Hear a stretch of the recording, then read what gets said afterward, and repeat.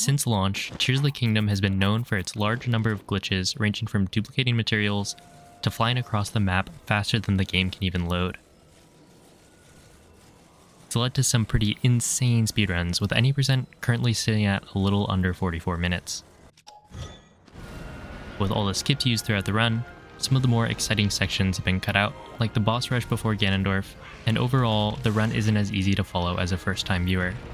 So in this video, I'll be going over how I beat the game in 1 hour and 8 minutes without using a single glitch. The full run is already uploaded to my channel, so I'll leave a link to that in the description if you want to watch the rest. But first, I'd like to address the most important part of this run: what counts as a glitch.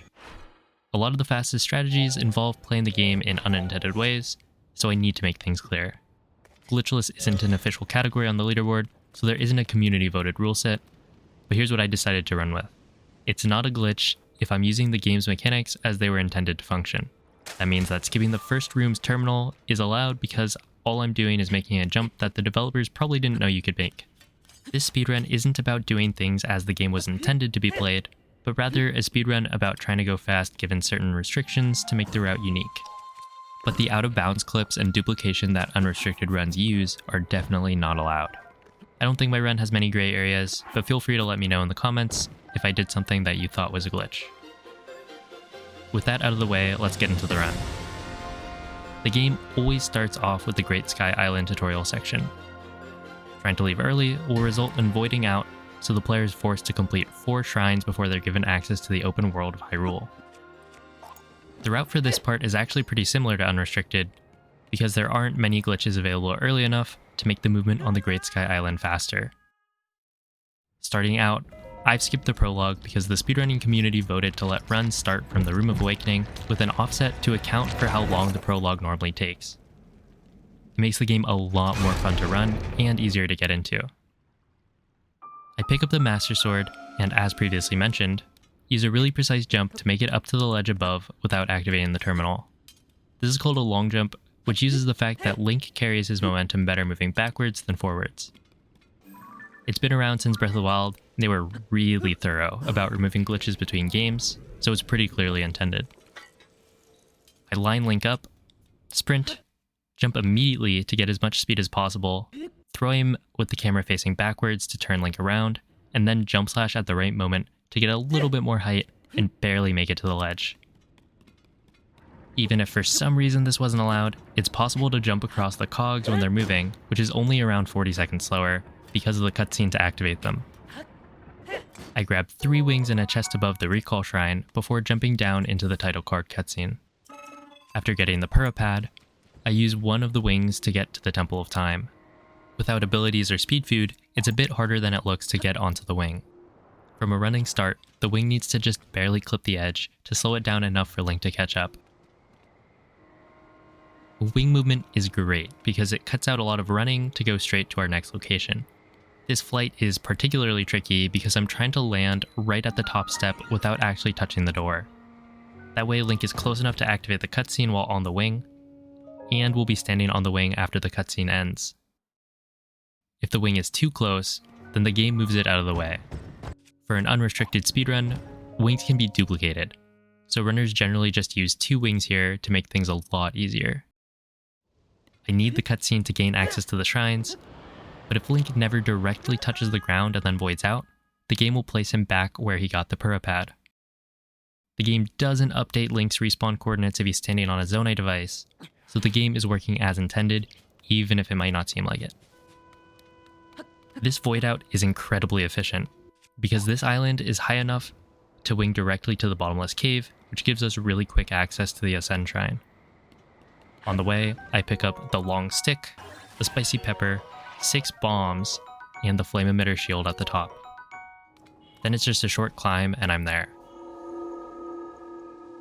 This shrine is on a cycle because of the last moving platform, so there's time to kill the construct and pick up the Zonai charge and horn it drops. I can use the flame emitter shield despite not having the battery, because devices don't use the battery inside shrines. Otherwise, I just ascend to the end. Now here's where the route really starts to differ from the unrestricted run. The chest at the start only had 3 wings and I can't duplicate them, so I have to collect more. The ruby also isn't important anymore because it can't be duplicated, making it not worth the detour. So instead of going to the pondside cave, I head over to the device dispenser. That's why the zonite charge and horn are important. In the stump, I get another charge, ascend up, and then do a fancy backflip wing drop to get to the floating island to the right of the dispenser. There's a 3-wing chest here, as well as 2 more zonite charges, making things way more reliable. For the dispenser, I have 4 charges and a horn, which results in 10 devices getting dropped. Ideally, it drops 5 wings and a portable pot, but as long as it drops at least 2 wings in the pot, the time loss isn't that bad.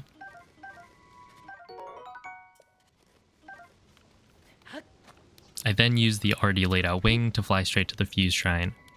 I think it might be possible to make it through the cold section without using the pepper, but would be extremely tight, and would require a slightly different flight path to exit the cold section sooner, so that's why I picked up the pepper earlier. Inside the shrine, there's a bunch of fire fruit, which is really nice for later. There's a bomb arrow strat that makes getting the small key a few seconds faster, but bombs are fairly limited and have pretty good uses in other spots, so I've been using a fire fruit instead. The route isn't perfect yet, so I haven't really tested small optimizations like this yet. The rest of the shrine is just running to the end and completely ignoring the battle construct. After exiting the shrine, a construct gives us the battery. This is the failsafe for making sure the player gets the battery before leaving the Great Sky Island, and actually has a significantly longer cutscene than if Link gets it from one of the constructs by the rivers. The next shrine is Ultra Hand. I take the path under the river and grab 5 mushrooms. With the portable pot, I can cook them immediately to get a level 2 speed up meal. There's a lot of running on the Great Sky Island, so it's worth it, especially because the portable pot avoids going out of the way to cook it. Ascending here brings Link high enough to use a wing to fly underneath the shrine and ascend up. With speed up, wing drops are a lot easier because Link is fast enough to jump onto the wing. This ascend is always a bit scary, but the setup is consistent. You just have to be confident and don't spam. I fuse a wing to my shield and then enter the shrine. The wing makes Link's shield jump go higher and a little bit farther, which can be used to make it to the end without using Ultra Hand, making it the least useful ability in the run. You can see the extra height perfectly shown when Link makes it just high enough to ride the rail. With 3 shrines done, I have to go to the Temple of Time and get recall. Extra wings save time here because riding a wing to the stairs is around 10 seconds faster than running.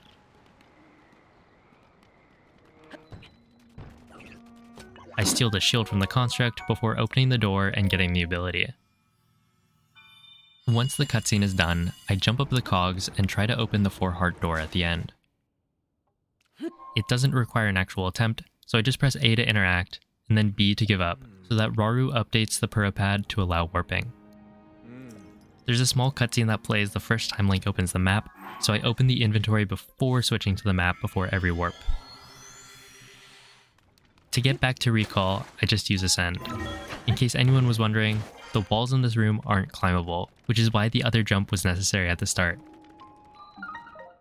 Inside the shrine, it's pretty straightforward, but with speed level 2, it's possible to just barely make it to the end fast enough to use Ultra Hand to stick the clock hands together, to save a few seconds over waiting and using recall. And now for one last visit to the Temple of Time. After the warp to Ultra Hand, there's another opportunity to use a wing, but in this case my PB didn't get enough, so I ran and picked up a few consolation arrows. Then I run to the goddess statue to get the heart, open the door, and run to the end. There's one more optional wing strat to skip the last ascend that saves around 6 seconds, but getting enough wings for that is pretty rare. With that, the Great Sky Island is complete in just about 34 minutes, marking the halfway point in the run. From here, we're free to go anywhere, including straight to Ganondorf. But obviously, I'm a bit underprepared, so a lot of the routing choices from now on are focused around picking up the strongest weapons without going too far out of the way. The first step in all of this is taking a wing straight to Hyrule Castle. This run doesn't require the paraglider, and the quest to get it is a really long back and forth between the castle and Lookout Landing. Instead, I avoid fall damage by grabbing walls. Not every wall is suitable for a wall grab, so it's important to figure out which parts are flat enough to not kill you on impact. This balcony is really nice because it has 10 arrows and easy access to a diamond, a knight's halberd, and a bunch of crates filled with useful ingredients right next to a cooking pot. I fuse the diamond to the knight's halberd and let the boko hit me to get down to my last heart. This is the most RNG in the run because the drops from the crate are entirely random, and the chance of getting the ideal amount of attack up is low. Luckily, I got enough attack up for a level 2 meal first try, as well as an Endurance room for stamina food as a backup for later. Different weapons have different attributes that I'll be taking full advantage of for this run. For instance, every knight's weapon has the Desperate Strength attribute, which doubles damage dealt when Link is on his last heart. It's a high risk, but the reward is huge. So if I'm ever on my last heart, or damage down to my last heart, that's the reason. I think the biggest potential time save in the run would come from getting insane drops from this room, or using Amiibo to more consistently get the ingredients required to cook some extra speed food and attack up food. There's still a lot of running left, so speed food would save time, and being able to use attack up in more places would significantly speed up the fights and change the number of weapons required because it would save a lot of durability. But since Amiibo usage is pretty contentious, I decided to do this run without them and leave the fate of the run up to the mercy of the crates. Once everything is cooked, I ascend up and jump into the giant chasm underneath the castle. The middle pillar is pretty easy to wall grab at the bottom, but missing any wall grab results in death, so it's pretty unforgiving, especially with some walls being a little less clear on what area is safe to grab. I ignore the likes and drop down to the Horriblin room, where I also run past and ascend to get to the electric keys. Elemental eyeballs and wings are super useful. And here I fuse one of the parts to the long stick from earlier to disarm 2 Horriblins for their knight's halberds. This section has a bit of backtracking, so it's a pretty clear sign there could be some improvements to the route I took. That brings us to the Lionel. The path to Ganondorf, being riddled with strong enemies, is both a blessing and a curse. Any hit and Link dies, but the drops are extremely strong. The fight is pretty straightforward with a lot of flurry rushes and some headshots using the wing shield for bullet time to stun it. The durability from the Diamond Spear and Boko Horn Spear are enough to finish it off.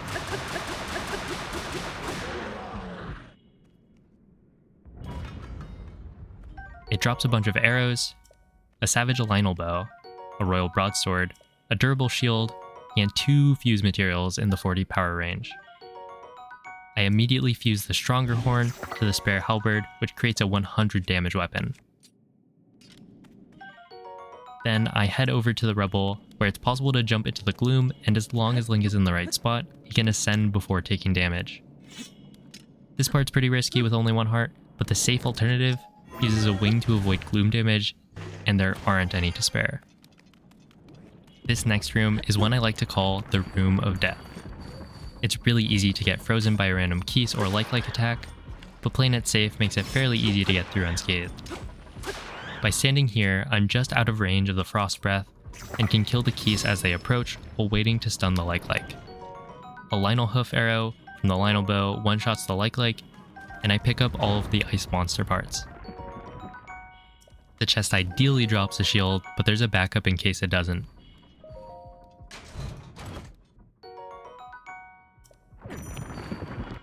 At the end, I use the falling block as an elevator down using recall a couple of times as it falls to stop it from leaving Link behind.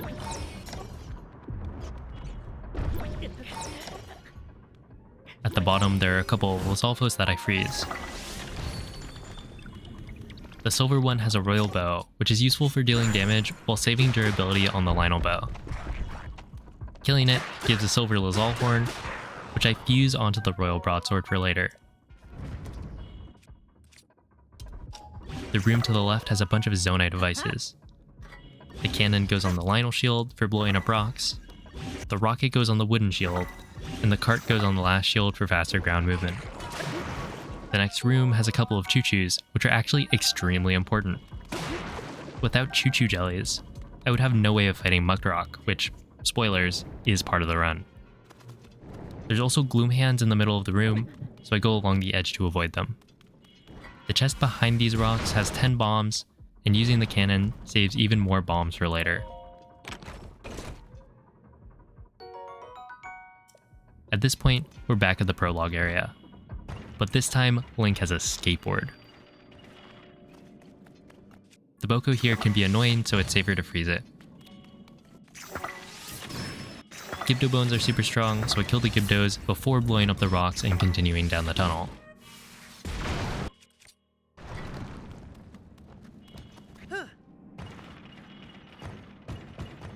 Where Ganondorf used to be, there's a giant hole where another wall grab is required to get to the bottom. Fun fact, there's a torch here from when Zelda dropped it right at the start of the game. At the end of this tunnel, there's another drop, but before diving down, I make sure to get my inventory in order with the Lionel bow and Lionel spear equipped, excess weapons dropped, and a bomb shield ready to go. One last wall grab before the most brutal section of the run.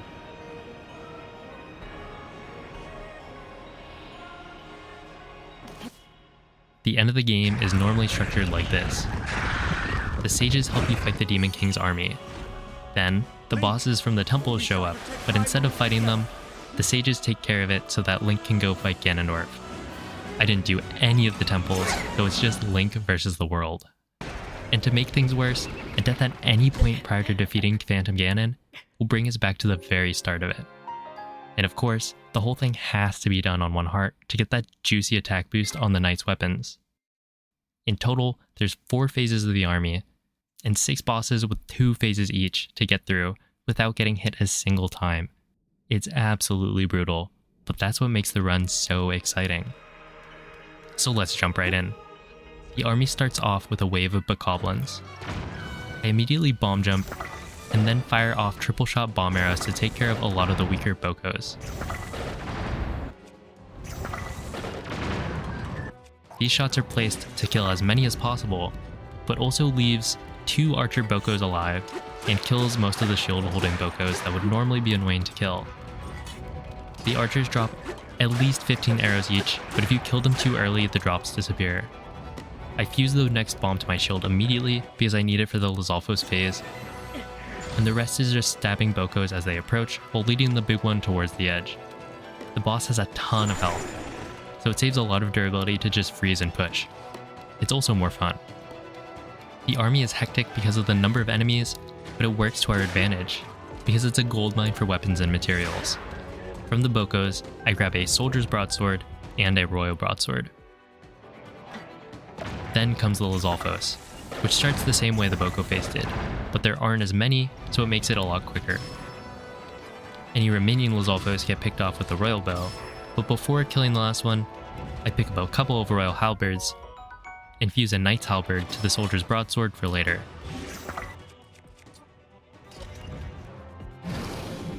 Dealing with the Gibdos is pretty straightforward. A fire fruit headshot from the royal bow kills them in one hit, and then I collect the bones and wings. The crawlers are a lot faster, so I generally target them first. The final phase is the Moblins, which is also simple. The Lionel Spear one-shots the red ones, 2-shots the blue ones, and then takes 5 hits for the black Moblin.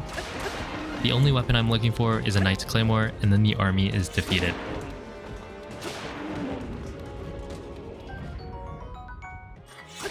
But we're not out of the woods yet. The first boss to take on is Colgera. But there's just one problem. I don't have the paraglider. So in order to reach the boss, I use the rocket shield from earlier and the Lionel bow with either wings or eyeballs to hit every weak point in one go. This is where stamina food is really nice to have. I only get 3 shots before running out of stamina, so without backup food, a missed shot is game over.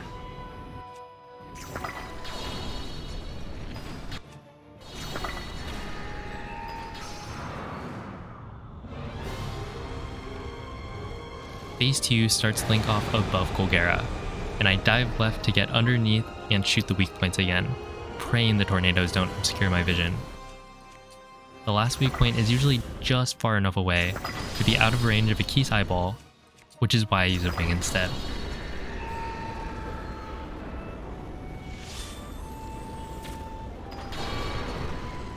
Next is Marbled Goma, which is a pretty easy fight. I immediately fuse the Lionel Macehorn to the Knight's Claymore and use Recall to send one of the rock bombs back at Goma to stun it. Then it's just ascend and spin to win.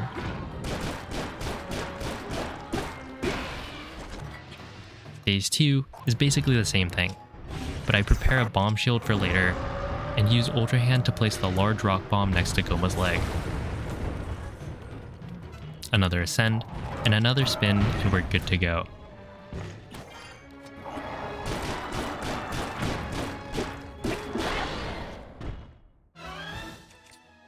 Muktarok is also fairly easy, but this is where the Choo-Choo Jellies are vital.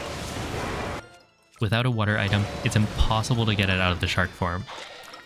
2 shots with the Royal Bow will reveal the little guy, and then a shot with the Lionel Bow stuns it before yet another spin to win. It's worth noting here that double hits got nerfed from Breath of the Wild, and now only work on the first rotation. So I turn around before every spin, but it's not quite as effective as it was in the previous game. Phase 2 I do the same thing, but because Muktarok jumps around after being revealed, I use a Keese eyeball to make stunning it easy.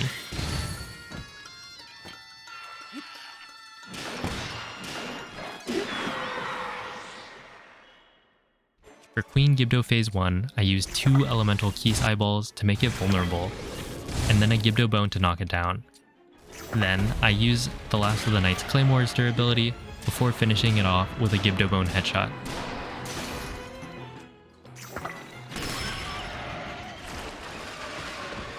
Phase 2 is a lot scarier, because there's a bunch of Gibdos on the ground trying to attack Link. It still starts off with elemental Keese eyeballs into a Gibdo Bone for the stun, but then I use the Bomb Shield to safely finish things off with a Gibdo Bone headshots in the air.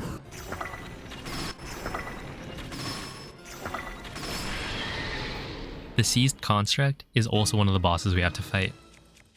There's probably a fair number of people who had their first encounter with it down here, but the game plan is pretty simple. Charge attacks knock it back, and since the ground isn't covered in gloom, it's safe to just run around the arena. This is where the Soldier's Broadsword with the Halberd comes in handy. Soldier's weapons all have quicker charge attacks, and with the extra range and damage from the Halberd, it double hits the construct with each spin. There's a max amount of damage the construct can take when getting hit into the fence, so it's just rinse and repeat until phase 1 is done.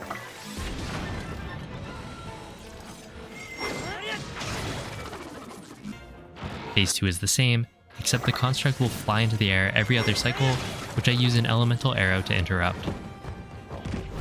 Otherwise, it's exactly the same process of running up and spin attacking.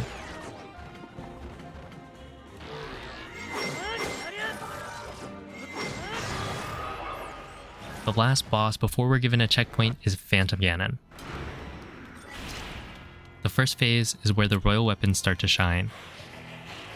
They deal double damage during flurry rushes, so I kill each clone in 6 hits with the Silver Lazal Reaper from earlier. They're kind of annoying to target sometimes, but they generally don't attack at the same time, so it's manageable.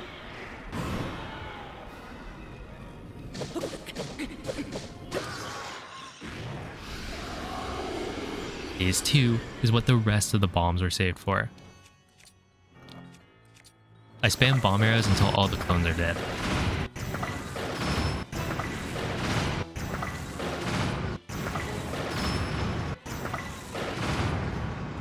And now it's finally time for Ganondorf.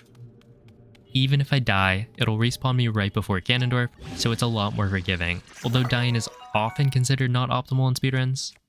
Phantom Ganon drops a ton of gloom weapons, which are super high base power, but inflict gloom damage when used. However, using them as fuse materials gives a huge increase in attack, with the only drawback being fairly low durability. When fused to the royal weapons, I get nearly 100 attack weapons while flurry rushing. I also make sure to pick up a gloom sword for later use. Ganondorf has 3 phases, and they're all dealt with nearly the same way.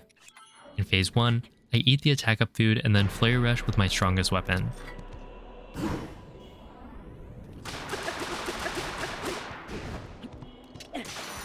After the first flurry rush, using a Gibdo arrow will deal a ton of damage and get him to run in for another flurry rush.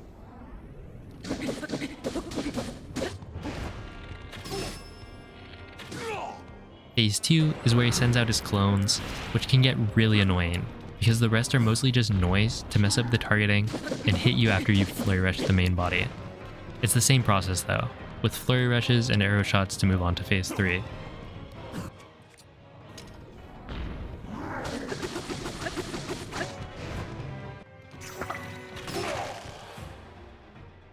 This time, things are slightly different. Ganondorf will flurry rush you when you try to attack him, so you have to flurry his flurry. Something pretty neat you can do is purposefully not use the final hit of the flurry rush so that Ganondorf will never switch weapons, allowing for a pretty quick and easy kill, instead of having to avoid projectiles and other annoying attacks.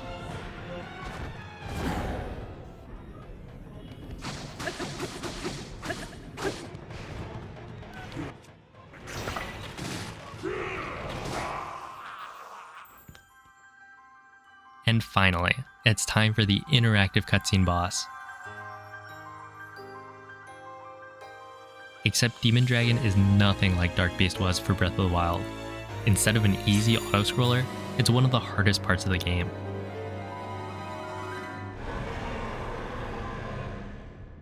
I start by dropping off of Zelda as soon as possible, and use backwards jump slashes to make it to the first eyeball.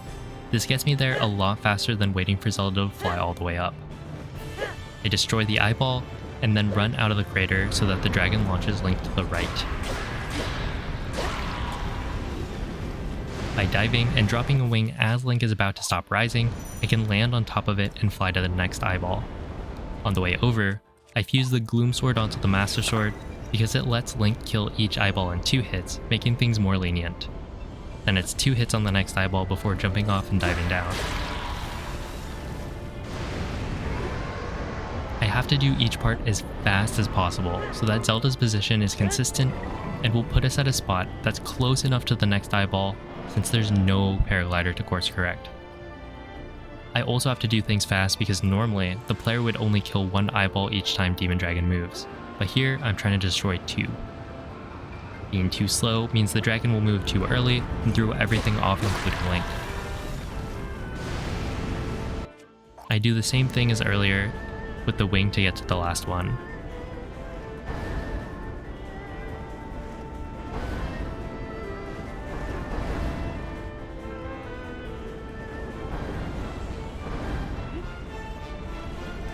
Destroying the eyes reveals the secret stone on the dragon's head, so I drop down to Zelda one last time to bring me high enough to glide towards it while avoiding the gloom balls.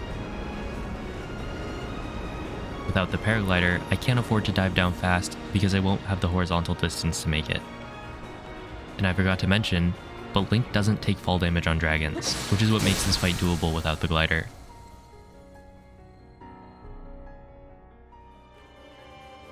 Timing ends when Link grabs Zelda's hand, and that's how I beat Tears of the Kingdom in 1 hour and 8 minutes without a single glitch.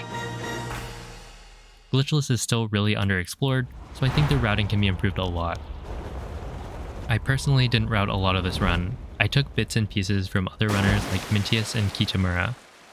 I'm happy with the run I got so far, but I think with new innovations and maybe some amiibo usage, sub-hour might be possible. If you enjoyed the video, consider leaving a like and subscribing. I'm planning on making more videos like this about Tears of the Kingdom speedrunning, so stay tuned for more. I also run the game a lot on Twitch, so stop by if you want to hang out and see me do runs live.